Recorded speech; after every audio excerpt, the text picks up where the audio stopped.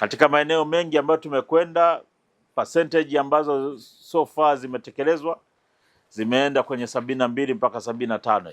Ni eneo moja tu ambalo limetajwa 80%. Mtihani tunakupa ni huo wa kuhakikisha unatekeleza mradi huu kwa wakati kulingana na nyongeza ya muda ambayo umepewa kwenye maombi uliyofanya kwenye kuongezewa muda wa utekelezaji wa mradi.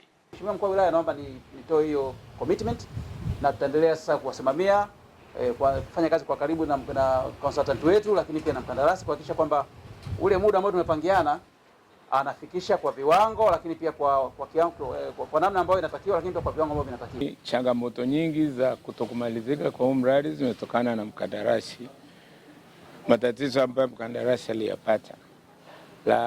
Tumemsimamia kwa nguvu zote na tunaamini kwamba tukimpa miezi 3 zaidi huu mradi utaweza kukamilika tarehe 28 mwezi wa pili 2026. Niliweke wazi kwamba utekelezaji wa mradi wote ule mkubwa umejificha kwenye swala zima la manunuzi, na tunategemea kukamilisha kwa huo muda tuliopewa, kwa sababu tumefanya asilimia kubwa ya manunuzi ya vifaa vyote vya ujenzi, na hivi tunavyoongea tunavyo mkononi.